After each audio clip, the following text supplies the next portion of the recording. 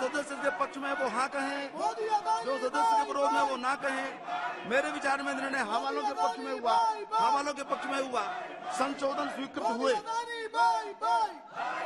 प्रश्न है कि खंड 2 यथा संशोधित विधेयक का अंग बने।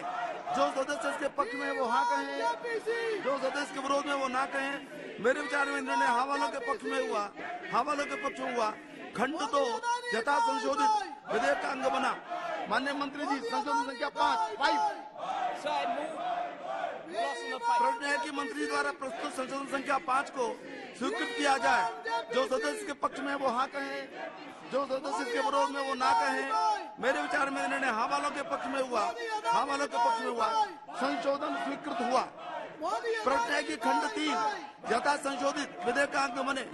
जो सदस्य के पक्ष में वो हाँ कहें, जो सदस्य के विरोध में वो ना कहें। मेरे विचार में निर्णय हवालों के पक्ष में हुआ, हवालों के पक्ष में हुआ। खंड 3 यथा संशोधित विधेयक का अंग बना। प्रश्न है कि खंड 4 विधेयक का अंग बने। जो सदस्य के पक्ष में वो हाँ कहें, जो सदस्य के विरोध में वो ना कहें। मेरे विचार में निर्णय हवालों के पक्ष में हुआ, हवालों के पक्ष में हुआ। खंड 4 विधेयक का अंग बना। माननीय मंत्री जी, संशोधन संख्या 6 to 10। प्रश्न है कि मंत्री जी द्वारा प्रस्तुत संशोधन संख्या 6 से 10 को स्वीकृत किया जाए। जो सदस्य के पक्ष में वो हाँ कहें, जो सदस्य के विरोध में वो ना कहें। मेरे विचार में निर्णय हवालों के पक्ष में हुआ, हवालों के पक्ष में हुआ। संशोधन स्वीकृत हुए। प्रश्न है कि खंड 5 यथा संशोधित विधेयक का अंग बने। जो सदस्य इसके पक्ष में वो हाँ कहें, जो सदस्य इसके विरोध में वो ना कहें। मेरे विचार में निर्णय हवालों के पक्ष में हुआ, हवालों के पक्ष में हुआ। खंड 5 यथा संशोधित विधेयक का अंग बना।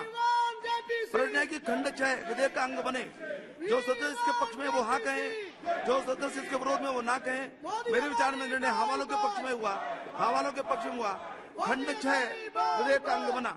माननीय मंत्री जी, संशोधन संख्या 11 to 13। प्रश्न है कि मंत्री जी द्वारा प्रस्तुत संशोधन संख्या 11 से 13 को स्वीकृत किया जाए।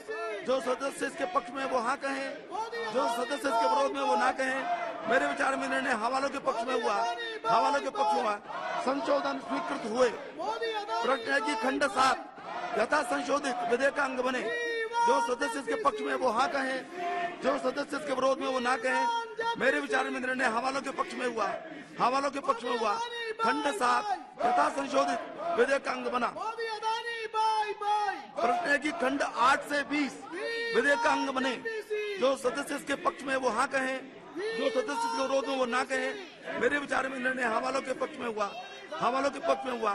खंड 8 से 20 विधेयक का अंग बने। माननीय मंत्री जी, संशोधन संख्या 14 to 16। Sir, I move the amendments 14, 15 and 16, sir. प्रश्न है कि वित्त मंत्री द्वारा प्रस्तुत संशोधन संख्या 14 से 16 को स्वीकृत किया जाए। जो सदस्य इसके पक्ष में वो हाँ कहें, जो सदस्य इसके विरोध में वो ना कहें। मेरे विचार में निर्णय हवालों के पक्ष में हुआ, हवालों के पक्ष में हुआ। संशोधन स्वीकृत हुए। प्रश्न है कि खंड 21 यथा संशोधित विधेयक का अंग बने। जो सदस्य इसके पक्ष में वो हाँ कहें, जो सदस्य इसके विरोध में वो ना कहें। मेरे विचार में निर्णय हवालों के पक्ष में हुआ, हवालों के पक्ष में हुआ। खंड 21 यथा संशोधित विधेयक का अंग बना। माननीय मंत्री जी, संशोधन 17 और 18। Sir, I move the amendments number 17 and 18. प्रश्न है कि मंत्री जी द्वारा प्रस्तुत संशोधन 17 और 18 को स्वीकृत किया जाए। जो सदस्य इसके पक्ष में वहाँ कहें, जो सदस्य इसके विरोध में वो ना कहें। मेरे विचार में निर्णय हवालों के पक्ष में हुआ, हवालों के पक्ष में हुआ। संशोधन स्वीकृत हुए। प्रश्न है कि खंड 22 यथा संशोधित विधेयक का अंग बने। जो सदस्य इसके पक्ष में वो हाँ कहें, जो सदस्य के विरोध में वो ना कहें। मेरे विचार में निर्णय हवालों के पक्ष में हुआ, हवालों के पक्ष में हुआ। खंड 22 यथा संशोधित विधेयक का अंग बना। माननीय मंत्री जी, संशोधन संख्या 19।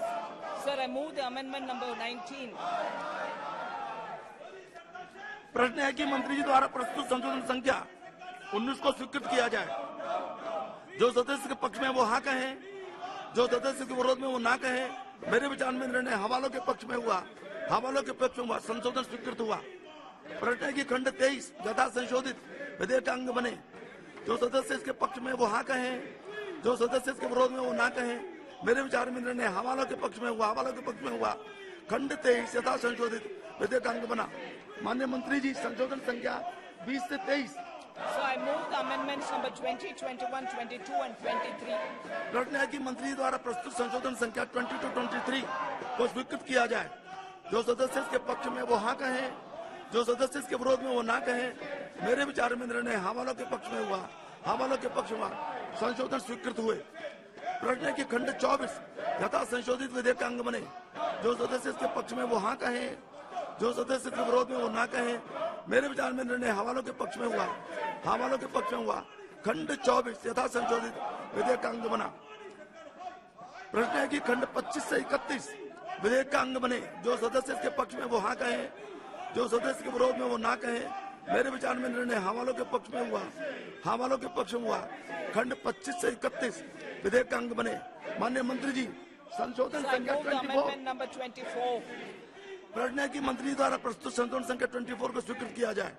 जो सदस्य इसके पक्ष में वो हाँ कहें, जो सदस्य के विरोध में वो ना कहें। मेरे विचार में निर्णय हाँ वालों के पक्ष में हुआ, हाँ वालों के पक्ष में हुआ। संशोधन स्वीकृत हुआ। प्रश्न की खंड 32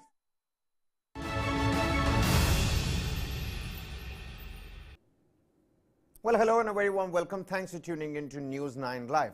Now, with the advent of artificial intelligence and the numerous possibilities of the latest generation of technology at our disposal, many questions have now cropped up as well. OpenAI's ChatGPT, Google's Bard, the Chinese search giant Baidu, Microsoft as well, you name it, all want a piece of the new industry share.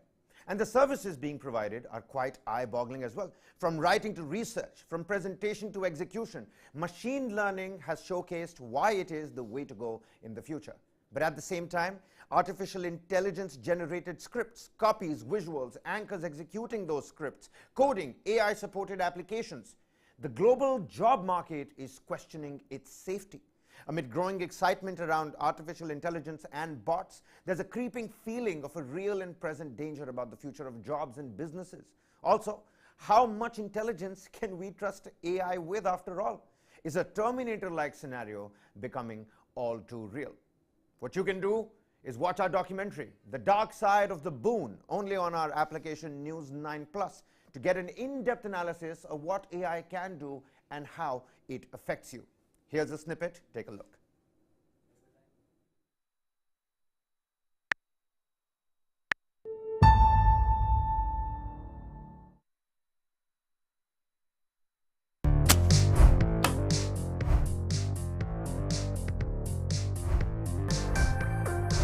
I work in a newsroom with anchors, researchers and scriptwriters, graphic artists, producers, video editors, camera crew, and what have you. But does a newsroom really need them today? Well, I decided to ask ChatGPT. Scarily enough, it tells me that AI has the potential to automate many tasks that are currently done by human resources. For example, it can analyze data to predict which stories will be popular. It can write basic news reports, and it can even edit videos. Well, the script I'm reading actually came verbatim from ChatGPT. So I can tell you, fellow scriptwriters, it's time to upskill. But that's not all. These illustrations that you see were made by DALL-E, another open AI tool.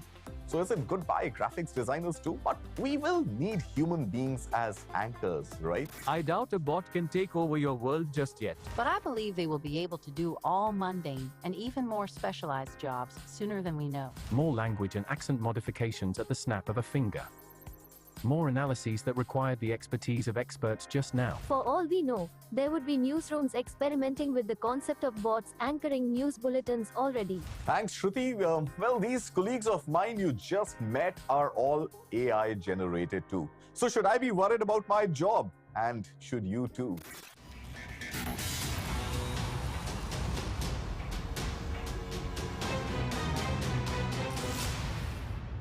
So very interesting times that we live in. There are three front runners when you talk about the race for the ChatGPT or the whole imagination around chatbots.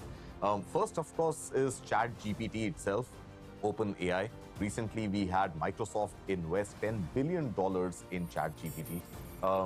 Closely linked to that was Google Bard. Google Bard came as an immediate response to ChatGPT. Unfortunately, it cost the parent $100 billion in market cap because of a wrong answer that it gave and got called out by experts on social media.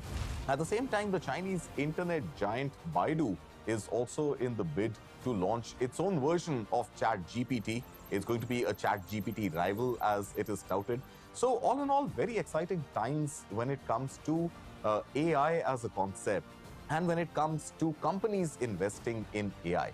But for once, there's that real sinking feeling. It's a creepy feeling of a real and present danger when it comes to jobs. And not just jobs, even business models seem to be at stake. ChatGPT may kill many companies, may kill the model, the huge margin of Google, right? That's what Satya is saying, correct? It can all happen. So it's only innovation of a outstanding nature that can dramatically hurt these companies, not business model or business cycle.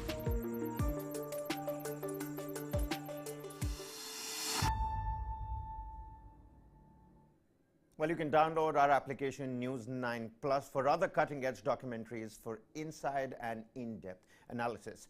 But at the moment, AI and the job threat that it might produce. Joining me in the studio is the man behind the story, Amit Ranjan Kumar, my colleague. Many thanks for joining us. And also an expert voice, L.V. Subramanian, Senior Manager for Artificial Intelligence Sciences and IBM Quantum Ambassador at IBM Research India. Very warm welcome on the broadcast to you as well. Amit, let's get the ball rolling.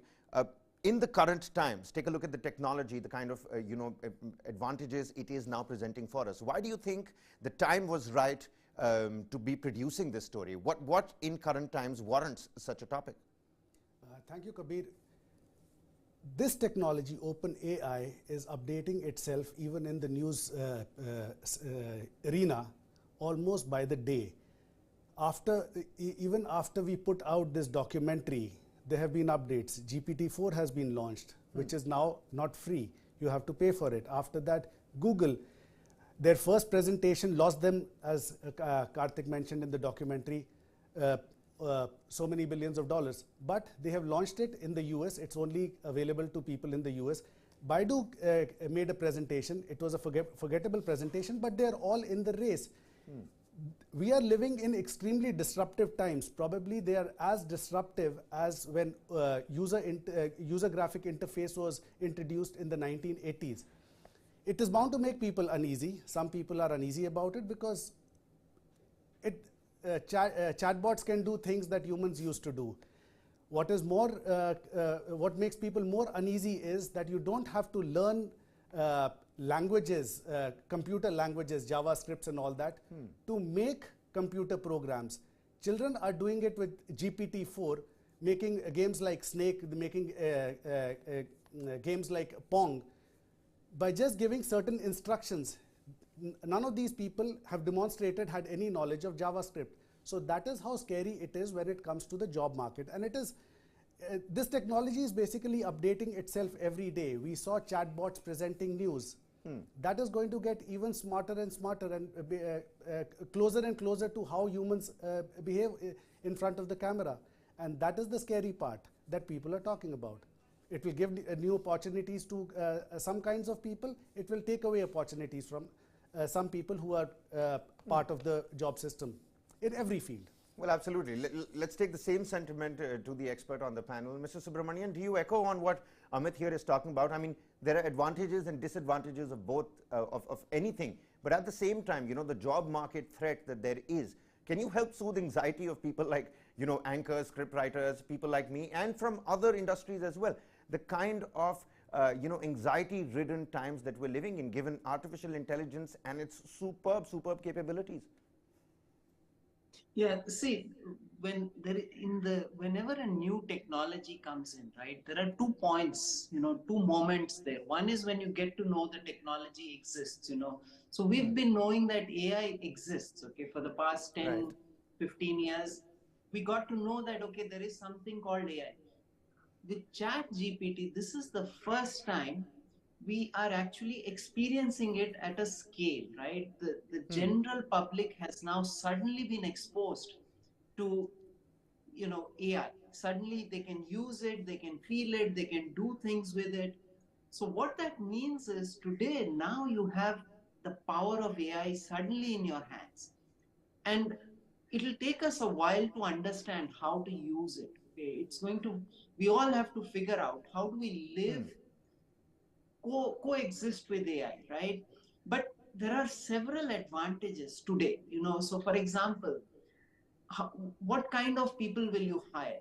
You will hire the best people who have knowledge in an area, and suddenly here is ChatGPT, OpenAI, GPT-4, which enables you. Suddenly, you have a person, you have a chatbot, or you have an AI system that can actually help you in your tasks, right? So it's now for all of us, in all fields, whether it's students, whether it is anchors, whether it is even scientists, we all have to figure out how do we use this in an effective manner. Right, and the advantages are clearly multifold. But at the same time, do you think our dependence on AI is going to, diminish and hamper our humanistic, skills and growth?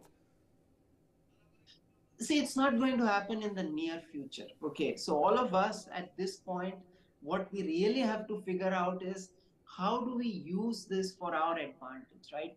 You know that you can use this, whether you're an anchor, you're a scientist, you're a student, you can use this, right? Whether you're a teacher, we all know there are some very useful things this technology brings to us, right? So it's for us now to think, how do we use it, right? In terms of the challenges this is going to bring, in terms of the job, we all have to adjust to that. I think we've all done that with different technologies. We used to, all of us were farmers at one time, our ancestors were. We all moved to using technology. We all used to, use telephones, mobile phones, all of that, so I don't think we should doubt the creativity of humans and to feel that there is going to be a challenge from AI in this. But yes, there are, there are things, bad things you can do with this, definitely, and we must be alert to those possibilities. We must think, how can we use this technology positively? And I'll tell you something, Mr. Subramanian. When we saw these, anchors, AI-generated anchors reading out scripts, it was quite scary. There was a little gritty feeling that I personally felt. Now, on the spectrum, where do you place yourself? And quite open-ended. There is improvement to services as well, multifold, unimaginable things happening in the service industry. But at the same time, there is a clear threat of jobs, because I personally felt it watching these AI-generated, anchors. Where do you place yourself on this particular spectrum? See, AI today is at an inflection point. It has suddenly reached a point where it is usable at a mass scale. Okay, it has touched everyone's lives, even my children's lives. They're just 11, but it has touched their lives, right? So we are now at that point where, yes, it is a bit scary.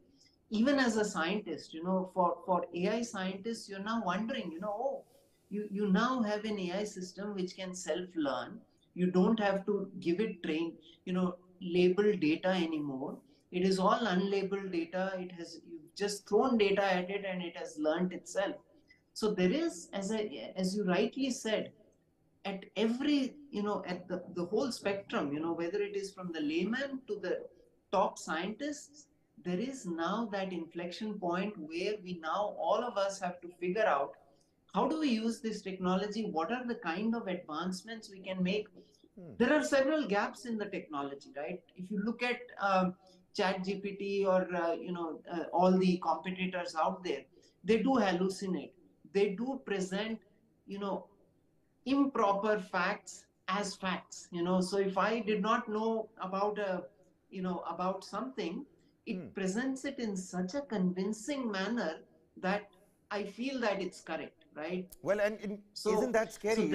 Isn't that scary? Shouldn't that be something we should be worried about? It is definitely scary, but that is also, it also shows that, there are some limitations out there and we need to fix those.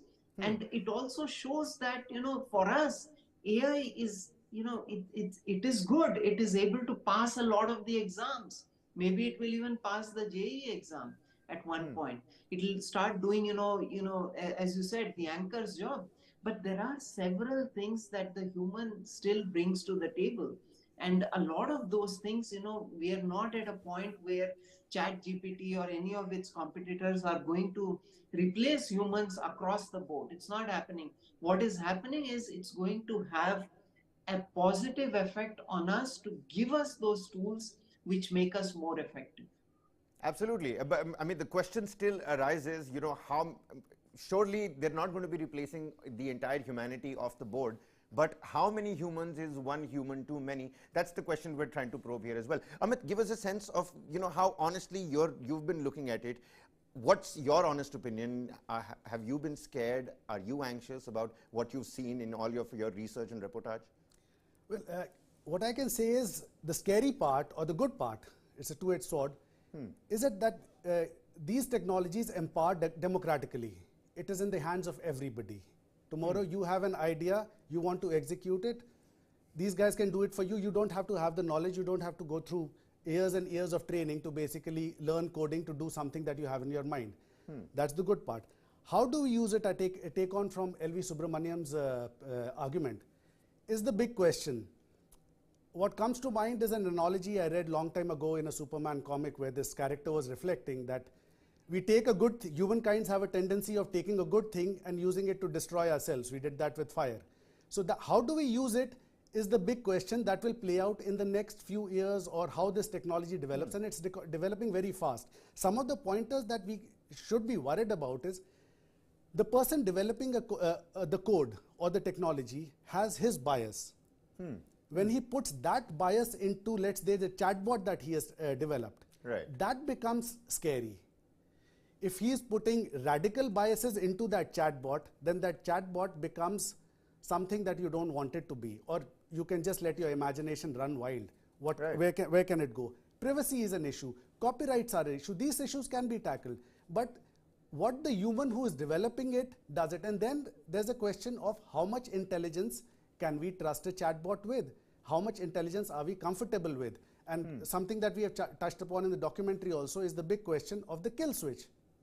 Right, absolutely. You know, you mentioned the documentary. Let's quickly play out that snippet once again for all those viewers out there. We know it's a work in progress. Years from now, that's what Mr. Subramanian is also talking about. But what really is happening at the moment? Should you be worried? What are the aspects of AI? What can it do for the good, for the bad? Here's a look. Take it.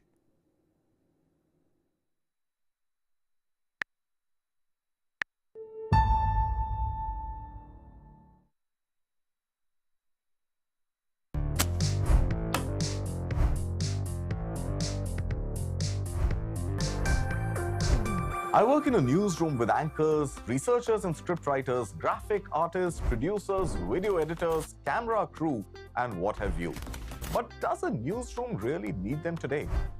Well, I decided to ask ChatGPT. Scarily enough, it tells me that AI has the potential to automate many tasks that are currently done by human resources. For example, it can analyze data to predict which stories will be popular.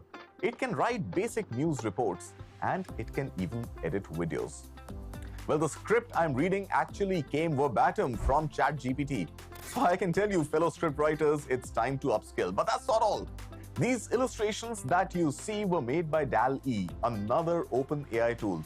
So is it goodbye graphics designers too? But we will need human beings as anchors, right? I doubt a bot can take over your world just yet. But I believe they will be able to do all mundane and even more specialized jobs sooner than we know. More language and accent modifications at the snap of a finger.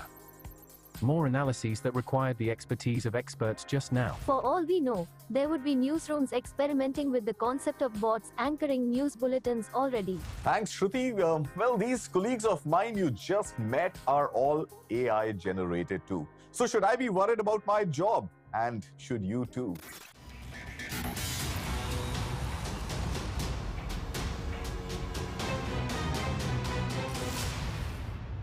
So very interesting times that we live in. There are three front runners when you talk about the race for the ChatGPT or the whole imagination around chatbots. First, of course, is ChatGPT itself, OpenAI. Recently, we had Microsoft invest $10 billion in ChatGPT. Closely linked to that was Google Bard. Google Bard came as an immediate response to ChatGPT. Unfortunately, it cost the parent $100 billion in market cap because of a wrong answer that it gave and got called out by experts on social media. At the same time, the Chinese internet giant Baidu is also in the bid to launch its own version of ChatGPT. It's going to be a ChatGPT rival, as it is touted. So all in all, very exciting times when it comes to AI as a concept and when it comes to companies investing in AI. But for once, there's that real sinking feeling. It's a creepy feeling of a real and present danger when it comes to jobs. And not just jobs, even business models seem to be at stake. ChatGPT may kill many companies, may kill the model, the huge margin of Google, right? That's what Satya is saying, correct? It can all happen. So it's only innovation of a outstanding nature that can dramatically hurt these companies, not business model or business cycle.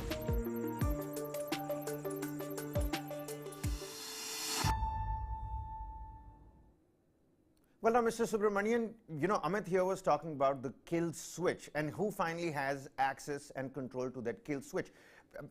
Take a look at all the examples, the various cartoons. You've seen, machines overpowering humanity. Take a look at Iron Man's latest movie where, his particular AI software goes rogue and, turns around and goes against the heroes in the film as well. Could something like that happen here? Who will finally have the kill switch? How much intelligence can you finally trust artificial intelligence with? Yeah, see, today, for all mission critical tasks, right? AI is not does not have that power given to it today, right? Mission critical tasks are still in human hands. But is it always going to be the case? No. You're already seeing it in automobiles, you're having cars self-drive, you're having it in aeroplanes where they are almost, fly-by-wire. It's almost driving itself, piloting itself. So there are places where AI has taken over, even in areas where our lives are dependent on it, right? And we've seen that slowly it is happening in different areas, but it only happens after a time when there is a level of confidence which is close to 99.99% where we know that human lives are not placed in danger, right? So that has been the trajectory which has been followed in terms of AI adoption. It's going to accelerate. In the future, it's going to accelerate. We are not going to give mission critical tasks to AI. We are going to keep it with humans, but slowly we are going to, yes, AI is going to permeate our lives. It is going to take one by one a lot of our, tasks that are either mundane, which are, even some creative tasks, like you said, story writing. Even that is going to AI at this point. Right, and AI isn't close to becoming sentient, which is something that we know, but the real danger lies in the fact that how soon we as humans are prone to, give it humanistic attributes and behaviors as well. Right now, the job of thinking is something the humans are doing. What if the machines that are constantly learning and adapting by the second start doing the job of thinking as well? See, thinking is a very, very human characteristic. But, even 2 years back, we said AI cannot do humor. It is able to do humor at this point. Right. We said it cannot, differentiate between sadness, happiness. It is able to do it today. If you look at ChatGPT, it is able to differentiate these very human qualities and able to express them. It is able to write jokes.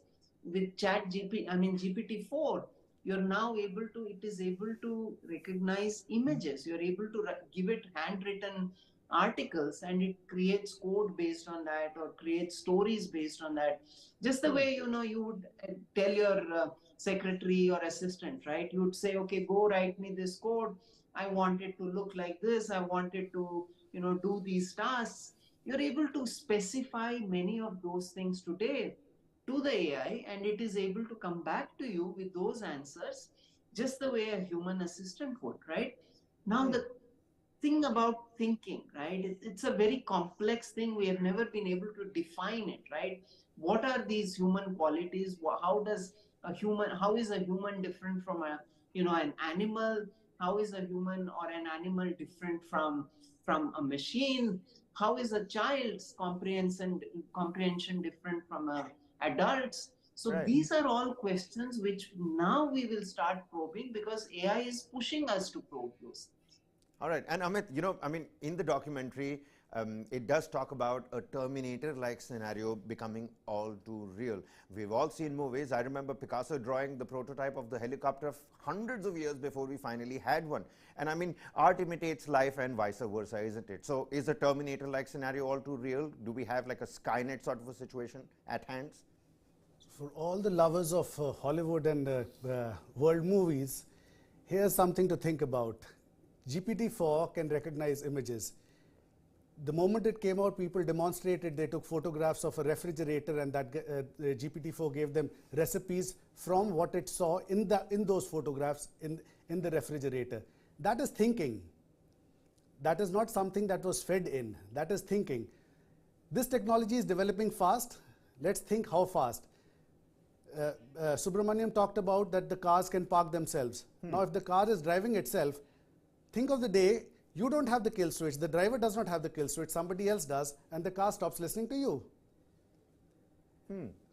That is the scenario that you have to worry about. Will it happen? It's only time will tell. Well, absolutely. Mr. Subramanian, would you like to, echo on this point as well, what he's talking about? We've got these Tesla cars, and nothing to, sort of go against the brand particularly, but these self-driven cars, what if one day just the car feels like, maybe I'm not going to stop when you're asking me to stop, just rages on, maybe jumps off a cliff as well? Yeah, see, there are many settings, where people have thought about. Okay, you're driving in a mountainous area. On one side is a cliff, the other side is the mountain.